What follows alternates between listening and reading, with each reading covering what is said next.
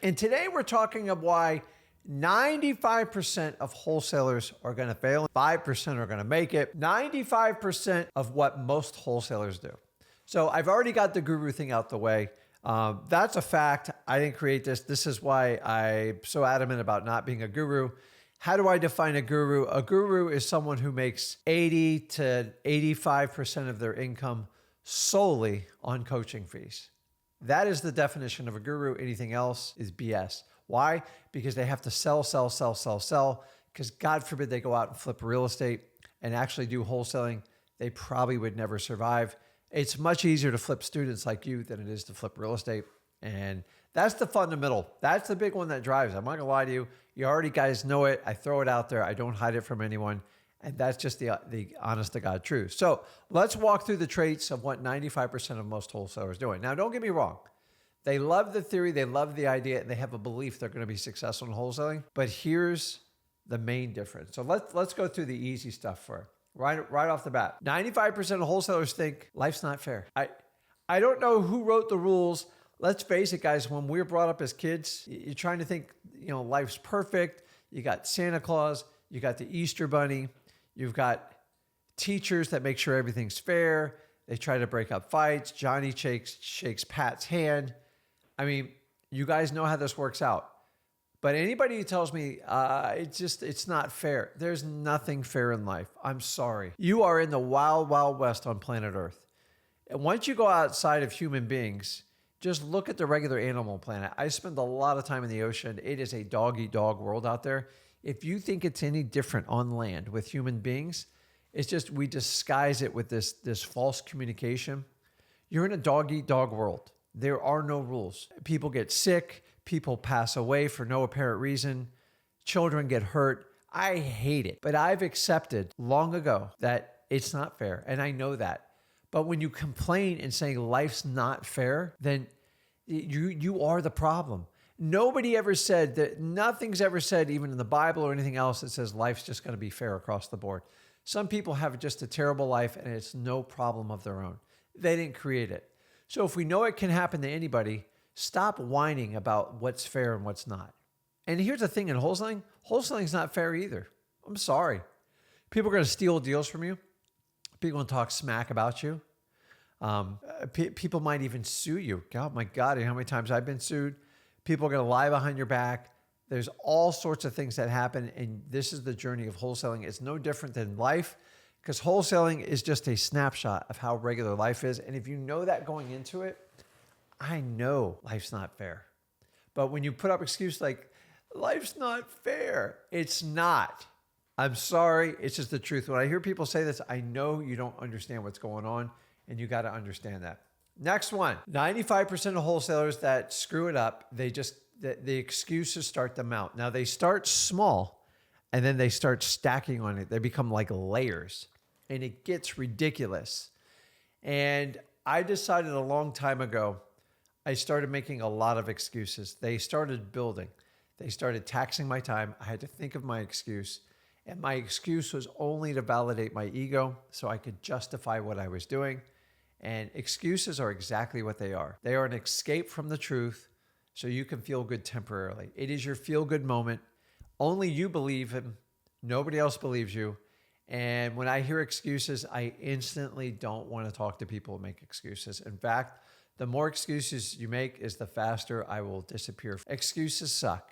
I used to be the excuse train expo. Why? Because it's your way of saying things aren't fair. This is why I can't do it. This is why I can't. After a while, you just assume the excuses do nothing for you. It's not going to get you anywhere. And you just distract your main focus from wholesaling. And then you look for others to basically join your wagon on your excuse to make your ego right. And I'm telling you, if you have a lot of excuses, here's what you do. Start listening yourself. And here's the crazy part is when you make an excuse, you hardly even recognize it as an excuse.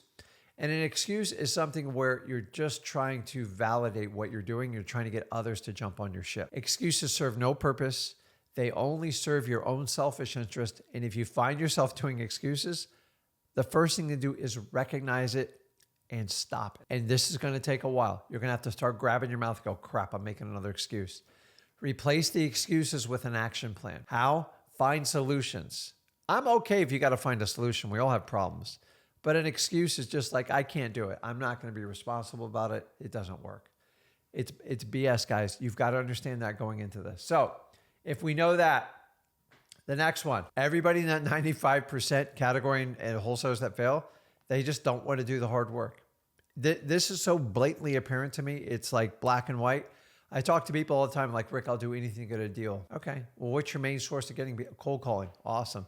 How many cold calls do you make this week? Well, I set out to do 500, but I got like 20 down and I got really discouraged. Okay. How many did you do today? Well, I haven't picked up the phone yet because I'm still trying to get over Monday's defeats. Like, seriously, you already committed to 500 and you can't get past 20. Are you really serious about wholesaling? Like, seriously. Here's the reality. Like, if you go to the gym and you decide to do, you're going to do reps. So say you're going to bang out 20 reps 3 times. If you're the type of person that gets in the middle of the rep, other than it's complete failure, and you just don't feel like it, you go, I'm not going to go to 20, I'm just going to do 12. That's the problem. You're doing the same thing in wholesaling as you do in the rest of life. In fact, I could probably identify a pattern where you do this in everything. You have to set a target and you have to go it unless you fall flat on your face, meaning you can't lift that bar up. You can't pick up that phone anymore. So set your bar and hold yourself accountable to it. But the reality is most people that fail in wholesaling thought it was going to be super easy. Maybe it was a guru or not. But at some point, take the guru out of the equation. You have to take accountability that it's going to be hard work. Some way, somehow in wholesaling, people just decided to tell you it's going to be super easy. Listen, wholesaling itself is a very simple concept. The hard work, dude, it was hard when I started in 2003. It still work today. And the really cool thing about wholesaling is wholesaling doesn't give a crap about your education, doesn't care if you've been arrested, really doesn't even care about your age, doesn't care about your financial background, doesn't care about your education level. But on the other side, it doesn't care about your excuses. It doesn't care about your sissiness to do hard work. And for that reason, it will go find the person that is going to do the hard work for them. So as beautiful as wholesaling is, it can be a brutal life truth. And if you don't accept and embrace the hard work, you are going to get killed in wholesaling. In fact, I see people all the time, stop trying to prepare a deal and go out and do a deal. Now, don't do a deal just to do a deal. Go out and find a motivated sellers. In fact, I don't know why, like most people, they don't even spend time with motivated sellers. They just try to find people looking to sell their house. You need to find people that need to sell their house. People that want to sell your house, you're literally wasting your time in wholesaling with them. And for that reason, you've just got to go out and do the hard work. Most people I talk to, probably 75%, they just don't want to do the hard work. And they try to skirt around it. How do they try to skirt around it? It's not fair. It's too hard. I'm in a saturated market. I can't do that. How many cold calls do I have to make, Rick? Like, just stop your whining and just go get it done. Like, I do not have a course to sell you to, like, get off your ass and go do the work. It's just the truth, guys. If people would accept the hard work, it would be a lot easier. Like, think about this. If you're ever going to train and run a marathon, 26.2 miles, and be competitive, do you not think you're going to have to do some damn hard work? You're going to have to put in brutal amount of hours, brutal amount of training, and you're going to have to really get your mind right. Why do you think wholesaling is any different? It's the marathon. Like a marathon runner, it, to me, is like a marathon wholesaler. You just got to put in the work. You got to get better every day, every week, every month. End of story. I've never seen a marathon runner just start in 30 days, just win the race. They'll win it. Maybe after 6-9 months, a year, they'll do it. Same thing in wholesaling. You just got to get started. And for that reason, if you understand, if you don't think you can do hard work or you don't want to do hard work, you will be part of the 95% statistic, 100% every time. Ask me how I know this. I promise you that is the truth. So you got to do in the hard work. Next, the 95%, let's just say it how it is. They're afraid and scared. This is a natural reaction, guys. Like, I was horrified when I started wholesaling. So I'm not dismissing this, but you just need to recognize it, which you all do, and you need to embrace it. Because if you're afraid or scared, it means you're in the right place. Now, it's not a scared like you're about to be run over by a car or you're about to be punched in the face. That's a different kind of scared. And that's when you really got to pay attention.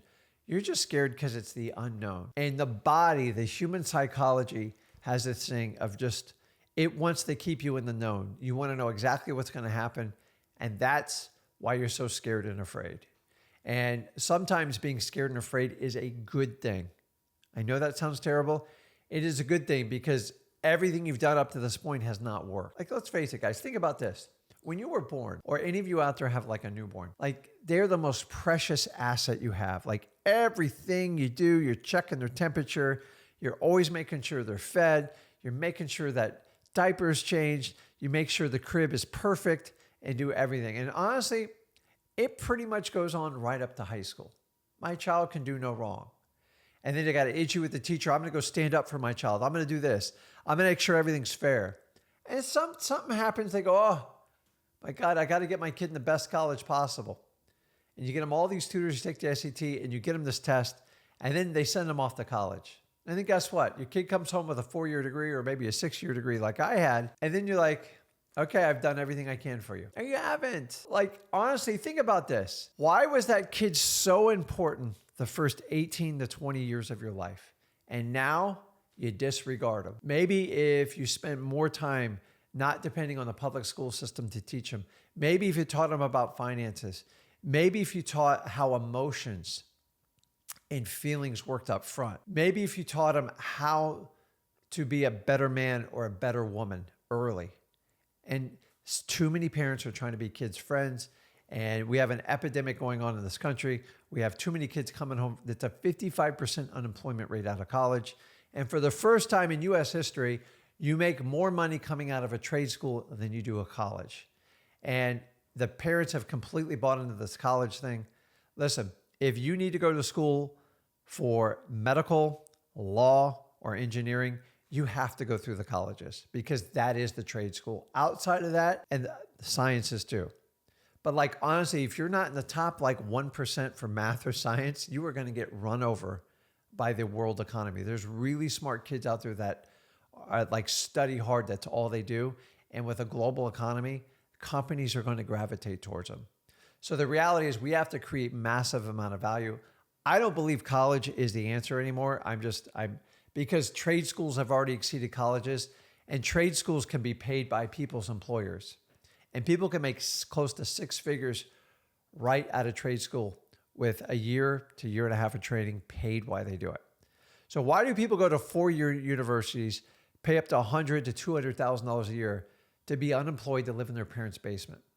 Why? The parents just do what they normally do, and that's it. My parents did it. I'm not like, but now we have the tools. So if we were so perfect as a child, we get to 8, and then we disregard people. I don't understand it. And if you didn't get that love when you were younger, the most support you can give any child, in my opinion, is age like 13 to 25. That's when they need the support. But the reality is parents put all their effort in the beginning years and then getting them in a good college, and there's zero guidance after that. So you guys got to start asking if your parents are financially struggling, if they're not happy, they don't love each other, they're miserable, and they're just getting by, and there's like, they talk about retirement, which retirement to me is a joke. Why not work till the day you die? If you do something you love and enjoy, make a crap load of money doing it, why wouldn't you do it? I'm just saying society's messed up, guys. This is why, to me, wholesaling is so important, because it's what made the fundamental change for what I was doing. I don't believe in the middle class. The middle class does not exist anymore. It is a scam that has been perpetuated. Like, you're never going to get to the top, but you're not going to be completely poor. We're going to call you the middle class. And to get in the middle class, you got to go to college, got a good, safe job. It's ridiculous. I'm not knocking jobs. I did that crap for 12 years. I was an idiot. If I could just change one person's mind on this, I'm here to tell you the middle class is a trap. You're going to pay a crap load of taxes. You're going to try to keep up with the Jones. And in the end, you're going to be miserable. Your relationship with your kids is going to be brutal. Be brutally honest with your kids up front. If you have kids, get the truth. Why? Because kids need the truth today. They need to learn about money. They need to learn how to manage their emotions, and they need to learn how to be responsible and make money. And you're never going to learn this in the school system. The school system's the complete opposite. No accountability for money, giving out loans left and right. And so where I'm going with this, being afraid and scared is the norm. And so the minute people get afraid and scared, and that's 95%, they run and hide. Oh my God, it's scary. Guess what? Why? Because you learned that in school. You should never be afraid or scared. Always protected. Complete BS. And here's one of my biggest ones right here. You ready? People in the 95%, one of the biggest problems is that they're so overly concerned what other people think, what others think. This is a massive trap. So let's face it, if 95% of wholesalers mostly fail, you guys are so concerned what that 95% think about you, you let them sabotage yourself. And then if you go outside of wholesaling, probably 97, 98% of the world's failing. And let's just talk in the United States. And you're going to take advice from these people. Hey, where do you invest your money? I don't know. I just stick it in a 401k. That's great. What kind of returns did you get last month? I don't know. I only check it like every 2 or 3 years. If you're going to take financial advice from someone like that or get their consent, you are going to get killed. Same thing with like life advice and how to get by. A lot of you look at people's car and go, oh my God, they must be doing really good. That's a nice car. Listen, what people drive for a car, they'll give anybody a car loan. Who cares? I drove around in a beat up Honda Accord for almost 14 years. In fact, it was so beat up when I pulled up to the dealership with the check engine light, it died right there. That's how I get value out of a car. I just don't see the value in any depreciating asset. So we fast forward today, kids who use bling in their cars to attract kids to do coaching courses, especially through wholesaling, you're focusing on the wrong thing. You should go, why would that idiot buy a depreciating asset, a $200,000 or $300,000 one? Why? What's the value? Oh, because I can afford it. No, you can't, because I've seen where you live. I've seen your fake office, and I've seen your fake watches. Like seriously, wealthy people do not brag about the cars they drive, the house they live in, and the watches they wear. Sorry, I must be in like a different planet, but I'm telling you, they don't do it because they don't care. They don't need your money because they have their own. When somebody needs your money, they're going to go out of their way to dupe you into thinking that they're super rich. And the fastest way to do it are the three things I just explained to you: house, car, watch collection. Don't believe me? Go through your feed right now and find out who's bragging about their cars and everything like that. What's the point? I own a crap load of cars. I don't care. To me, cars, they depreciate an asset. I kind of hate them. Do I like nice cars? Absolutely. But I'm not dumb enough to buy a $300,000 car. Boat's a different story, guys. I love boats, but I don't brag about the boats either. It's just, it doesn't make sense. I like to invest in real estate, things that grow. I like to invest in the stock market. To me, that is the ultimate, what do you guys call it? The ultimate bling. That is the ultimate show of how successful you are. Buying a car is like, you know it's worth less every year. The cost of maintenance, the insurance to store it. You're like, dude, you're a moron. I know you're not making millions of dollars. Why would you do that? Because the guys, they're taking the money from you. And then like, if you're going to give someone credit on the car they drive, oh, please, please understand that. So you got to stop concerning what other people think about you. I fell victim to this in my early 30s. And most of us are conditioned from school. You're conditioned from your parents, your family, your colleagues, your friends. You're so concerned about what everybody else thinks about you, and you're using them to validate how you feel about something. And here's the thing is, here's how people ask. You ever know someone, you ask someone an opinion about someone and you tell them like, I don't think it's going to work. They ignore you and they go to the next person. You know why? They're looking for somebody else to validate what they're doing. They're not looking for honest feedback. They're looking for someone. They'll talk to 20 people. If they get someone to agree with them, like, I knew I was right. Once again, they're feeding their ego. And if you know that, you know exactly where they're going. The people in the 95% that fail, they just refuse to make a sacrifice. What do I mean? You're going to have to live like a hermit crab for a little while. I'm sorry. So if you're living like a hermit crab, I got good news for you. I can extend that lifestyle for you.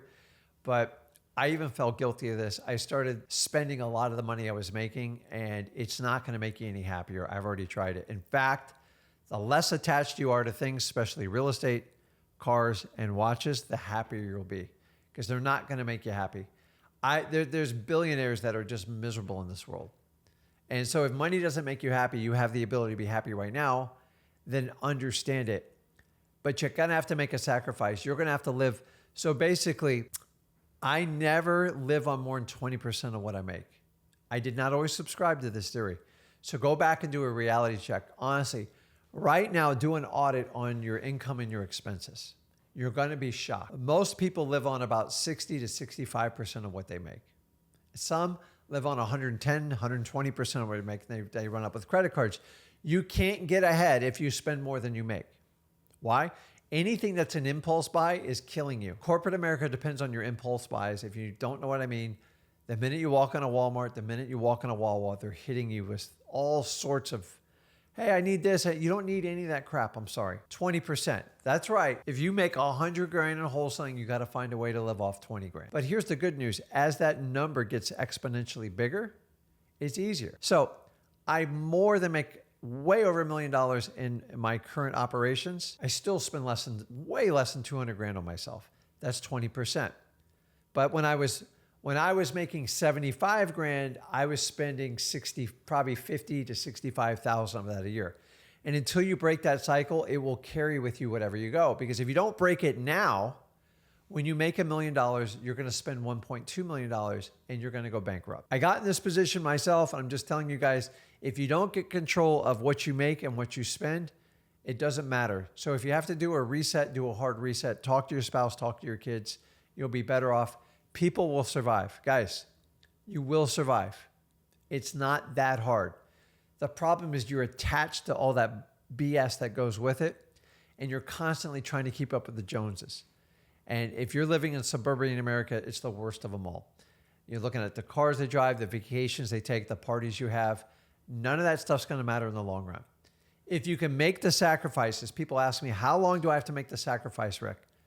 2 years, minimum 2 years. If you can't give up 2 years of living on ramen noodles and busting your butt every day to get your wholesaling up and run, you're most likely going to be part of that 95%. Most people are like, I want to do this, but I don't want to sacrifice the lifestyle I live. Well, something's got to give. It's a math equation. You're going to have to spend substantially less. Why? Because the difference is what you invest back in yourself, not in the gurus, in yourself, and you invest back in your business, and then you buy appreciating assets that pay you. That's not Lamborghinis. Those are nothing more than a major liability. And by the way, anyone who takes a car note out on an exotic sports car is 100% a fake and a fraud.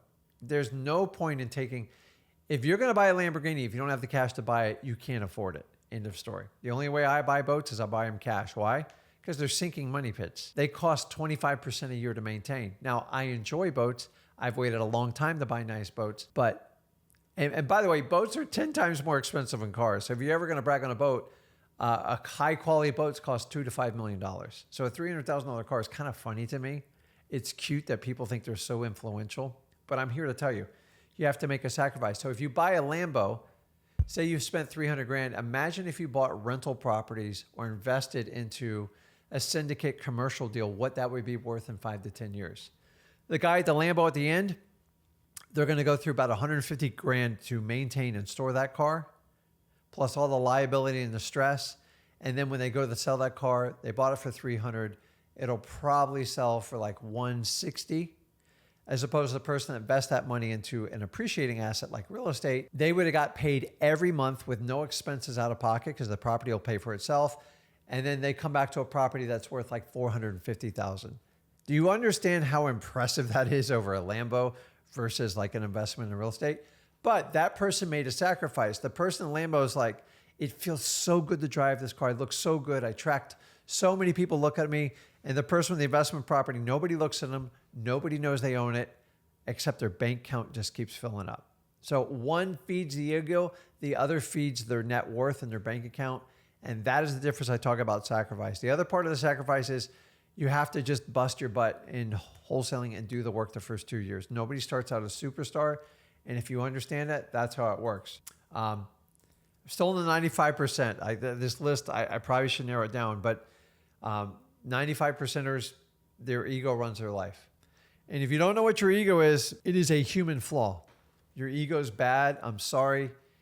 Egos suck. I don't know why God put egos in us, but your ego is your ability to always be right, to be extremely selfish, and not listen to anybody other else's input.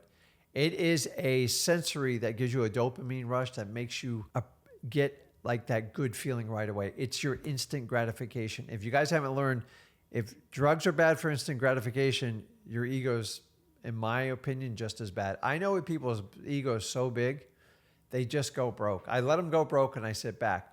I used to have a bigger ego when I started wholesaling. I thought I knew everything. I got humbled quick. And I'm here to tell you, someone who is completely ego-driven are going to be a 95% failure statistic in wholesaling, guaranteed. You cannot learn when your ego's rampant. You're always right and you're a know-it-all and nobody wants to be around you. But the crazy part is people who have big egos, they never ever recognize it. Even though people tell them you got a huge ego, I'm like, no, I'm just right. I think it's just kind of funny when people do that. So 95% of the people that fail, they love to be comfortable. That's their favorite thing. Sit on the couch, be comfortable. Don't do something that's wildly uncomfortable because it's probably not going to work out right. Comfortable is the enemy to the United States right now. The more comfortable you are, in fact, we're so comfortable, we are going to create some serious hard times for the people that don't want to put in the work. You guys have already seen there is really no middle class left. There used to be a middle class. I used to think it was really cool about a middle class.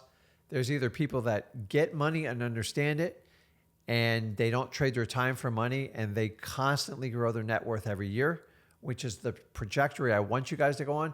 And then there's people who are broke that have to use credit cards that never understand money. They're complete victims. The excuses run wild and life's not fair. You've got to decide which one you're going to be in, because we've had this safe thing called the middle class in between, and that was considered comfortable. It's gone. Inflation's ripped that apart. AI is going to tear it apart, and you're going to have to make a decision sooner or later because most people can't get by on one simple job in the United States. Being comfortable is the kiss of death in the United States. So what did I do with that? This is the last one. Is people in the 95% of wholesaling that fail, they never take ownership for it. And I like to replace it with extreme ownership. There's a great book out there written by Jocko. It's called Extreme Ownership. It's insane. It's actually a really good book. I'm just finishing it up now, but I thought it was fitting. I didn't come up with this title, but it's a really good book if you want to read it. We are in a world where people go, oh, I'm not responsible. I'm not going to be responsible for that. What they're basically telling you is they don't want any liability, and they're basically telling you they're irresponsible. So people that don't take ownership for stuff, nothing ever gets done. If it goes good, they take complete ownership. If it goes bad, I'm not responsible. And those people will never work out in wholesaling. In fact, you guys know plenty of people that talk like that. Freaking drives me nuts. Take responsibility and get it done. Nothing's ever perfect. Life's not like Facebook. It's not like Instagram, guys. People have flaws. People have issues. People make mistakes. The judge of a good man or a good woman is in their character is what they do when things get screwed up. And by the way, I've never met someone that screws something up, including myself, my son, and everybody else included. So let's forget about that. Let's talk about the 5% of successful wholesalers. Let's talk about the traits they do. And this is going to be easy because I'm going to run through this real quick because it's pretty much just the opposite of what we said here. So, in no exact order, they embrace becoming uncomfortable. Once you recognize you're uncomfortable, if you can force yourself to stay there going, this uncomfortable is what I need to do to get out of the situation I'm in, then I recognize it. It's uncomfortable. I'm just going to get through it. So many people in the United States, when you're uncomfortable, say you're upset, say you're grieving something. I've gone through some serious grieving in the last year, like direct family members. And so many people teach men, you shouldn't cry, you shouldn't do this. It's not that. So if you take a stoic approach to it, it just means I'm grieving, and instead of running from it by drinking alcohol, doing drugs, or burying all my feelings deep down, I'm just going to sit in the feeling. I'm going to respect the feeling, and I'm going to work through it. Period. That's it. So many of us run to do other things to bury the feelings, or everybody's got to take something these days. It's everybody takes, the list is crazy. Everyone's got something. Guys, I have ADHD. I don't take anything for it. Why? I just learned to be into it. So my ADHD is a superpower in wholesaling, but sometimes it hurts me. I want to do so many things at once, and then if I get too scattered, it's a problem. So I learned my ADHD when I'm one-on-one, especially with a camera, especially with a seller. I'm at my absolute best. If you hit me with 1,000 things, my mind's always thinking 2 to 3 lines ahead, and I can have communication issues, and I still have it. And so I've learned tactics to deal with it, but I just go, okay, this is your ADHD acting up. Just relax, get your thoughts clear, be present in the moment, and get through it. Or I can just take a drug that a psychiatrist or a psychologist or a doctor prescribes, which they try to give me everything. Like, why? Are we going to chemically alter me? Like, if we're not going to, I'm not hurting anyone. I just sometimes have communication lapse. And I understand that and I recognize it. So I embrace people like this. They embrace when you're uncomfortable, you're in the right spot. The problem is when most people get uncomfortable, they try to gravitate back towards the comfort. You have to hit a switch and go, I'm just going to stay over here. It's like going out on a boat on a perfectly calm day. Like, it's easy, right? It's flat. But when you go out on a rough day, I'm like, man, I'm uncomfortable. There's something like turning in my stomach. I think I'm getting seasick. Endure it, baby, because this is the battle of uncomfortability. Because after a while, your uncomfortable is going to become comfortable and you're going to have to push it another level. You can never grow if you don't get uncomfortable. Loss of ego. Like, I can't tell you. Just lose your ego. I can't deal with people with big egos. I'm done with it. They usually bury themselves in their own BS. And we've beat this one enough. 5%, they just don't make excuses. Watch on the lives when I talk to people. Look if someone listen, if someone's saying an excuse or they're not, you've got to understand what an excuse is. So, interesting. Okay, I'm reading comments here. Have to come back to that. Interesting somebody says that. Okay, so it's so easy to identify people when they make excuses. So I want you to go around, number one, start with yourself. If you make excuses, number one, recognize it because it's hard to hear your own crap. Number two, once you recognize it, just stop it and replace it with solutions. How can I move forward? I'm not a victim. I need to move forward. And then start looking around the people that you work with and connect with. And if you find an excuse maker, get them out of your life. If they're a family person, help them out. Do what you can. But I'm just telling you, excuses get you nowhere. It's just an endless loop circle that gets nowhere. You just wear people out with it. It drives me nuts. And guys, accept this one. Life's not fair. I don't know who told you life's going to be fair, but just go watch like an hour of Animal Planet. Like, I mean, you got animals and their own family eating each other. If you go in the fish world, I mean, you turn on a dime, like they'll eat you, and they'll eat you alive. It's no different in wholesaling. It's just like we all try to sugarcoat it. Like, no, we're all nice, we're sweet. There's a lot of wholesalers that are wolves dressed in sheep's clothing. And if you know that up front, you understand life's not fair and you got to make sure you play by the rules. So someone who's successful in the 5%, they just embrace the hard work.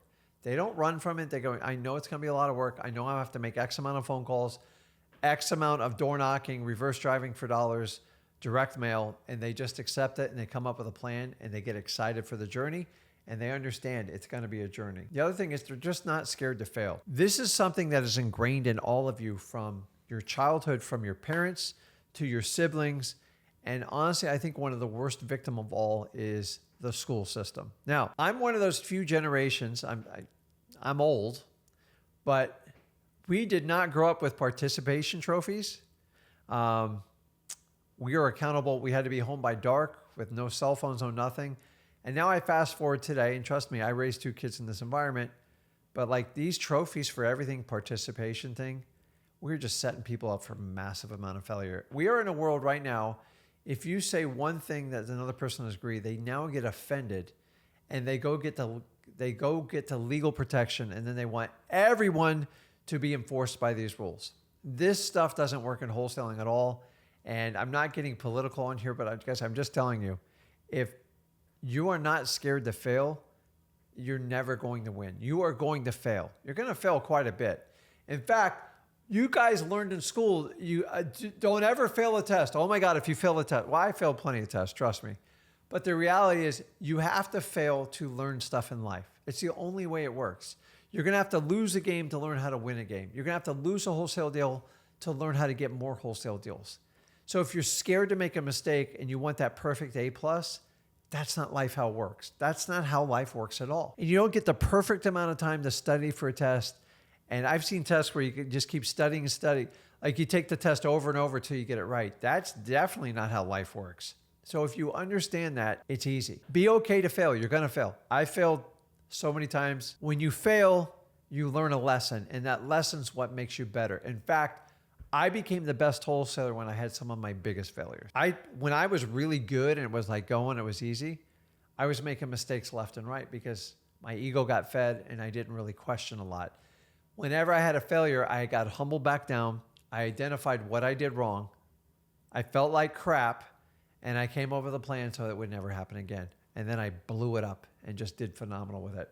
You will become the best version of yourself when you fail. That goes for anything outside of wholesaling too. It's just the truth, guys. And if you understand that, be okay to fail. I don't want you to fail because the reality is you should win more than you fail. But even the best people on planet Earth fail today. Warren Buffett still fails. He's made some bad investments.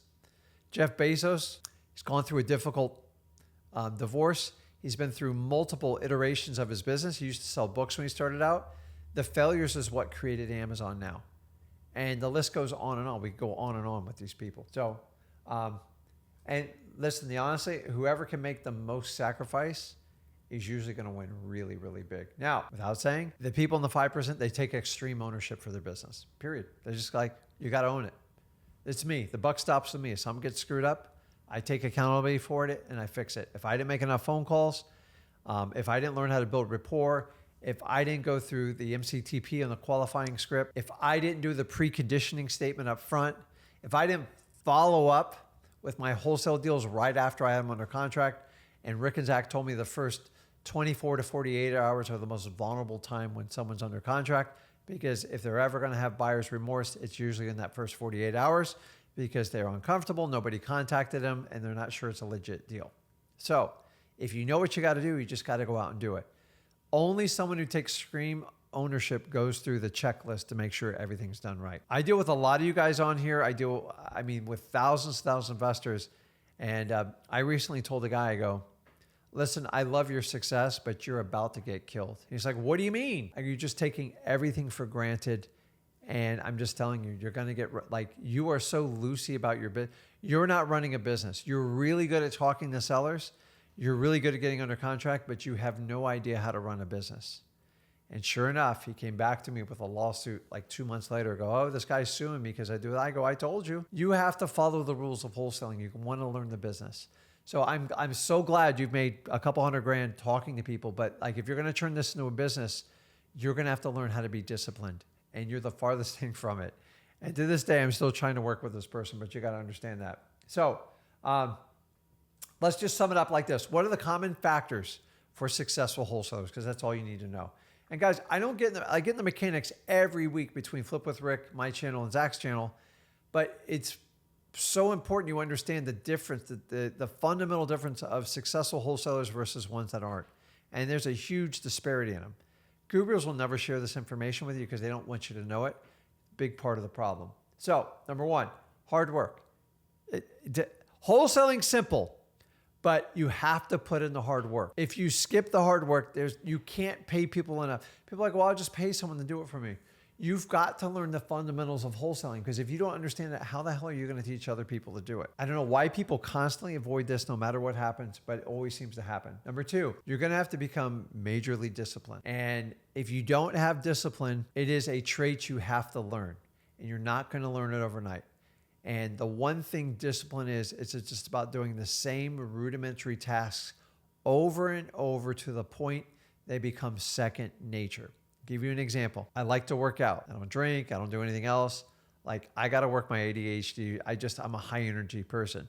So I go out to the gym. I feel great afterwards. It's not that I really enjoy the physical hard work, but I'm so conditioned doing it. I feel awkward when I don't do it. Now that took a long time to get to that point, but what the thing is, it makes you feel good. It makes me fit my clothes better, and it gives me a much sharper, clearer mind. How did I do it? I just kept showing up. Even on days I didn't want to show up, I just kept showing up. I just kept going to the gym. And after about 6 months, it was like second nature to me. And the problem is, how do you get from a non-disciplined person to a disciplined person? You just got to commit. So you just put it in your calendar and you just keep doing it till you're so sick of yourself, it becomes second nature. A lot of people say it takes 21 days. It takes longer than that. That's a flat out lie. I'm telling you, you have to commit to it. And if you commit to it, amazing things can absolutely happen, but you have to do it. Without discipline, nothing works, because discipline will create this. It's going to create two things. It's going to create consistency. Consistency is the ultimate secret. The problem is, to get to consistency, you can't do consistency without discipline. It's impossible. Discipline's the thing that goes, I have to do this today. I have to do this today. And disciplined people don't make excuses. They don't check the weather. If I'm going out running If you go, listen, I'm running. I run on Monday mornings. If it's snowing, if it's pouring rain, unless there's a tornado or like a hurricane or like a massive blizzard, you're going. End of story. And you have to do the same thing in wholesaling. And after a while, it's like, it's like, you ever see that commercial, Dunkin' Donuts, like, it's time to make the donuts. It's time to make the wholesaling donuts because you got to get your butt out there. They ain't going to make them on their own. You have to go out and do it. So to do it, discipline creates consistency, but you can't do consistency without discipline. And I know you guys think I'm beating up this word. The last one, that all common factors, is all good wholesalers take extreme ownership. Ownership's okay. Like, people are relaxed. People don't understand being an entrepreneur, like, it's actually much more work than being an employee of anything else, because you can shut your mind down when you're done. An entrepreneur constantly thinks about their business and how to make it better and how to intertwine employees that will help them push the numbers to their favor. So, guys, that's it. So here's the reality. If I got over 100 people on this broadcast, I'm going to tell you the truth. I am like that uncle that just going to tell you the truth because no one will tell you on the internet. A lot of you are going to fail. Why? Go back and watch this video. If you don't believe me, watch them. You can get granular, and then we can give you the steps in wholesaling. And if you want to learn how to do that, just go over to freewholesaling.com. But you've got to make a commitment. And the people that will get their mind right before they go through the training at freewholesaling.com will do the absolute best. Most people jump into freewholesaling.com, they get excited, they start doing a few things, and the minute they hit a roadblock, they're like, I don't know if this is for me, man.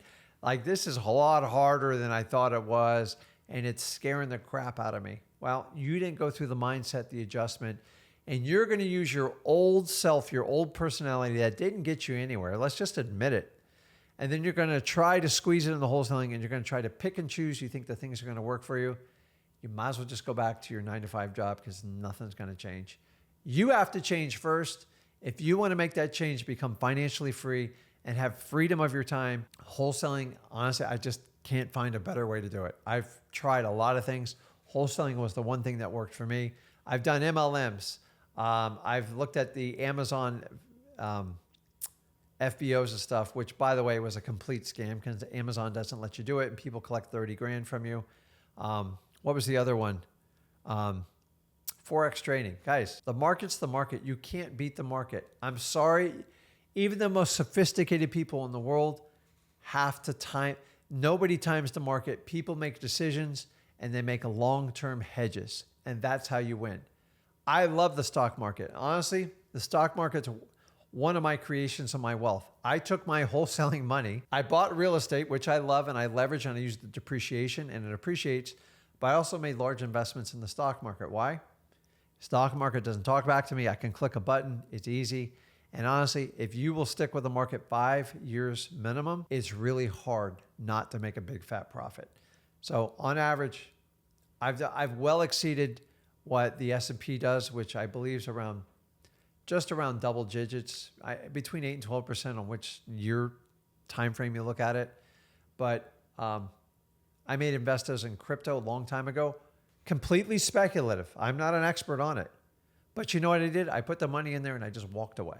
Just walk away. Hey, whatever happens, happens, right? I didn't go, oh my God, I'm going to flip it tomorrow and be a millionaire. And do you ever notice when crypto gets hot, everybody wants to talk about it. And when it goes to crap, you never hear from them again. Those are the people you want to avoid like the plague. And by the way, anybody in the real estate space, especially wholesaling, who brags about their crypto or does entire content on it, that is what we call a massive distraction. And why would you follow someone who's a real estate expert, so to speak, and get their crypto advice? I'm a rookie. I will never give you advice on that. I'm somewhat of a rookie on stock markets, but I pay attention to my investments. I look at them every week and I constantly keep pouring money into it. Why? Because guys, after a certain amount of time, if you can get 15% returns on a consistent basis, your money will explode. Along with the real estate, everything else you do, and that's how you win. I'm an expert on wholesaling. It's the only thing I teach you guys. I do have some good dad advice and stuff like that, but let's jump on here and talk. Okay, so let's answer some questions here. So first thing, guys, if you're new to the channel, do me a favor, make sure you subscribe to the channel so other people can find this channel so they don't get screwed over. And make sure you go over to freewholesaling.com. It's a free course me and my son created. We are already out there 4 years. Guys, you can do this whole thing for free. I'm trying to help out as many people as I humanly possibly can in this world that want to jump into wholesaling. And I'm just not going to do it like every other guru does it. Because if I can teach you how to get your first deal, then teach you how to get to your first 100 grand, if you want to partner up with me, I will do real estate deals for very good wholesale deals. And you can have access to me and Zach pretty much for as long as we do this. And my son's very young. He'll be doing this a long time. I plan on doing this in my 90s because I actually enjoy this stuff. So I'm one of the few people that actually love wholesaling. I find most people get into wholesaling, especially in the influencers, are like, I got to get the hell out of this. This is making me so the only reason it's making you uncomfortable is because you keep taking money from people that you know are going to fail.